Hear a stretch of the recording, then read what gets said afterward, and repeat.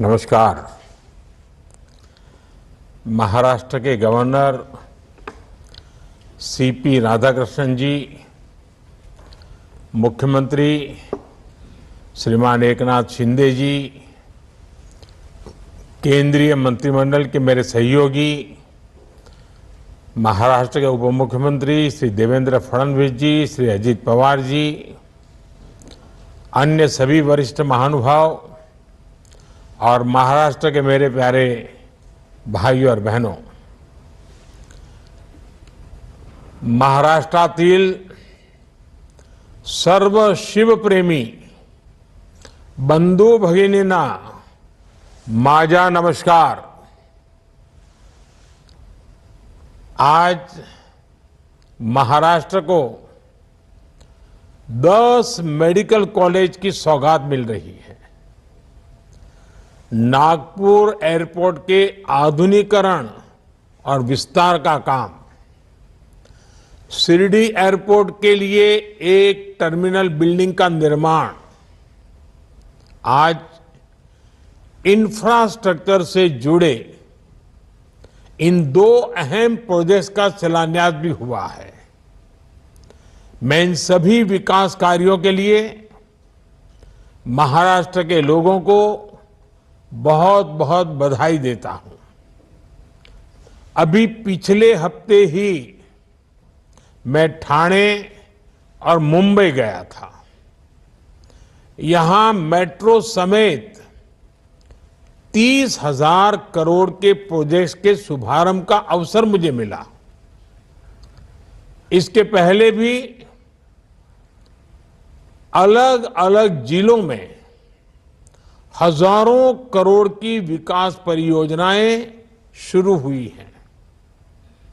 कई शहरों में मेट्रो का विस्तार किया जा रहा है, कहीं एयरपोर्ट को अपग्रेड किया जा रहा है, तो कहीं सड़कों और हाईवे से जुड़े प्रोजेक्ट्स तेज गति से आगे बढ़ रहे हैं।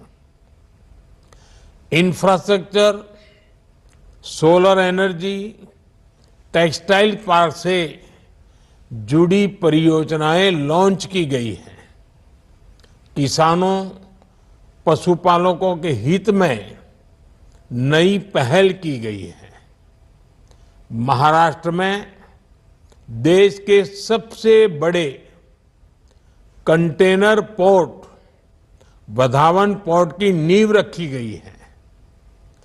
महाराष्ट्र के इतिहास में इतनी तेज गति से, इतने बड़े स्केल पर अलग अलग क्षेत्रों में कभी भी विकास नहीं हुआ।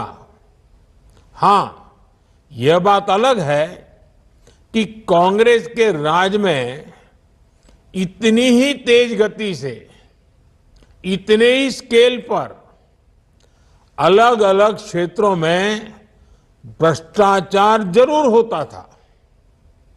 भाइयों और बहनों, कुछ दिन पहले ही हमने मराठी भाषा को अभिजात भाषा का दर्जा दिया। जब एक भाषा को उसका गौरव मिलता है, तब सिर्फ शब्द नहीं बल्कि पूरी पीढ़ी को नए बोल मिलते हैं। करोड़ों मराठी मानुस का दशकों पुराना सपना पूरा हुआ। महाराष्ट्र के लोगों ने जगह जगह इसकी खुशी मनाई। आज महाराष्ट्र के गांव-गांव से मुझे खुशी के संदेश भी भेज रहे हैं। महाराष्ट्र के लोग अपने संदेशों में मराठी को अभिजात भाषा का दर्जा देने के लिए मुझे ढेर सारे धन्यवाद दे रहे हैं। लेकिन मैं बताना चाहता हूं, ये काम मैंने नहीं, आप सबके आशीर्वाद ने किया है। महाराष्ट्र के विकास का हर प्रयास छत्रपति शिवाजी महाराज, बाबा साहब आम्बेडकर, ज्योतिबा फुले, सावित्रीबाई फुले जैसी विभूतियों के आशीर्वाद से हो रहा है। साथियों, अभी कल ही हरियाणा और जम्मू कश्मीर के चुनाव परिणाम आए हैं। हरियाणा ने बता दिया है देश का मूड क्या है, मिजाज क्या है। 2 बार कार्यकाल पूरा करने के बाद लगातार तीसरी बार चुनकर आना ऐतिहासिक है। कांग्रेस का पूरा इकोसिस्टम, अर्बन नक्सल का पूरा गिरोह जनता को गुमराह करने में जुटा था, लेकिन कांग्रेस की सारी साजिशें ध्वस्त हो गई। उन्होंने दलितों के बीच झूठ फैलाने की कोशिश की, लेकिन दलित समाज ने इनके खतरनाक इरादों को भांप लिया। दलितों को एहसास हो गया कि कांग्रेस उनका आरक्षण छीनकर अपने वोट बैंक को बांटना चाहती है। आज हरियाणा के दलित वर्ग ने बीजेपी को रिकॉर्ड समर्थन दिया है। हरियाणा के ओबीसी बीजेपी के विकास कार्यों को देखकर उसके साथ है। कांग्रेस ने किसानों को भड़काया, लेकिन किसानों को पता है कि उसे फसलों पर एमएसपी किसने दी। हरियाणा के किसान बीजेपी की किसान कल्याण योजनाओं से खुश है। कांग्रेस ने युवाओं को टारगेट किया और अलग अलग तरीके से उन्हें भड़काने की कोशिश की, लेकिन हरियाणा के नौजवान, हमारी बहनें, बेटियां अपने उज्जवल भविष्य के लिए भाजपा पर ही भरोसा कर रहे हैं। कांग्रेस ने सारे हथकंडे अपनाए, लेकिन हरियाणा की जनता ने दिखा दिया वो अब कांग्रेस और अर्बन नक्सल के नफरती षड्यंत्रों का शिकार नहीं होने वाले। साथियों, कांग्रेस हमेशा बांटो और सत्ता पाओ के फॉर्मूले पर चली है।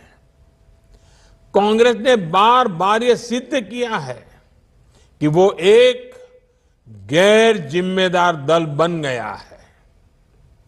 वो अभी भी देश को बांटने के लिए नए नए नैरेटिव गढ़ रही है। कांग्रेस समाज को बांटने का फॉर्मूला लाती रहती है। कांग्रेस देश के मतदाताओं को गुमराह करने से बाज नहीं आ रही। कांग्रेस का फॉर्मूला साफ है कि मुसलमानों को डराते रहो, उनको भय दिखाओ, उनको वोट बैंक के कन्वर्ट करो और वोट बैंक को मजबूत करो।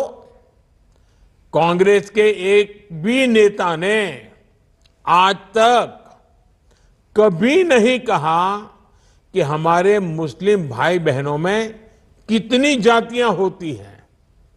मुस्लिम जातियों की बात आते ही कांग्रेस के नेता पर मुंह पर ताला लगाकर बैठ जाते हैं, लेकिन जब भी हिंदू समाज की बात आती है तो कांग्रेस उनकी चर्चा जाति से ही शुरू करती है। कांग्रेस की नीति है हिंदुओं की एक जाति को दूसरी जाति से लड़ाओ। कांग्रेस जानती है कि जितना हिंदू बटेगा उतना ही उसका फायदा होगा।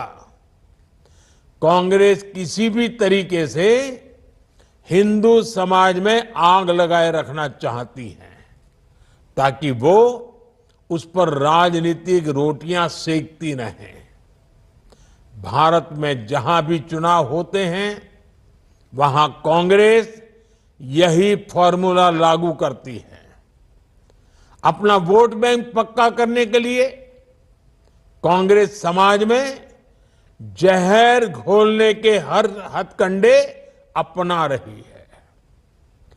कांग्रेस पूरी तरह से सांप्रदायिक और जातिवाद का चुनाव लड़ती रहती है। हिंदू समाज को तोड़कर उसे अपनी जीत का फॉर्मूला बनाना, यही कांग्रेस की राजनीति का आधार है। कांग्रेस भारत के सर्वजन हिताय, सर्वजन सुखाय की भावना का दमन कर रही है, सनातन परंपरा का दमन कर रही है। जिस कांग्रेस ने इतने वर्षों तक देश पर राज किया, वो सत्ता में वापसी के लिए इतनी बेचैन है कि हर रोज नफरत की राजनीति कर रही है। कांग्रेस की पुरानी पीढ़ी के नेता भी बेबस है, असहाय है कि उनकी इस पार्टी की क्या स्थिति हो गई है। कांग्रेस की ये स्थिति होने वाली है। कांग्रेस नफरत फैलाने की सबसे बड़ी फैक्ट्री बनने वाली है। ये गांधी जी ने आजादी के बाद ही समझ लिया था। इसलिए ही गांधी जी ने कहा था कि कांग्रेस को खत्म कर देना चाहिए। कांग्रेस खुद खत्म नहीं हुई, लेकिन आज देश को खत्म करने पर तुली हुई है। इसलिए हमें सावधान रहना है, सतर्क रहना है। साथियों, मेरा पक्का विश्वास है, समाज को तोड़ने की आज जो कोशिश हो रही है, ऐसी हर साजिश को महाराष्ट्र के लोग नाकाम करके रहेंगे। महाराष्ट्र के लोगों को देश के विकास को सर्वोपरि रखते हुए एकजुट होकर बीजेपी महायुति के लिए वोट करना है।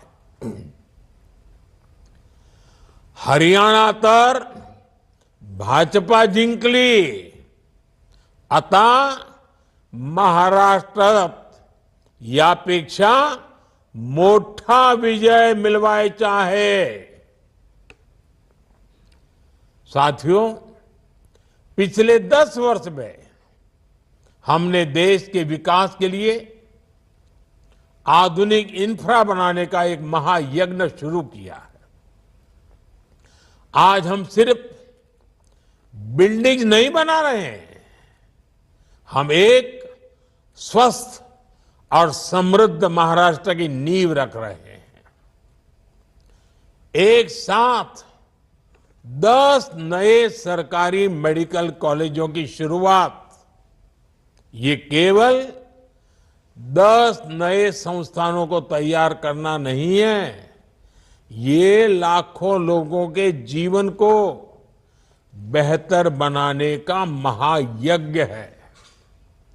ठाणे, अंबरनाथ, मुंबई, नासिक, झालना, बुल्ढाणा, हिंगोली, वाशिम, अमरावती, भंडारा और गढ़चिरौली, ये मेडिकल कॉलेज इन सभी जिलों में और आसपास के क्षेत्रों में लाखों परिवारों की सेवा का केंद्र बनेंगे।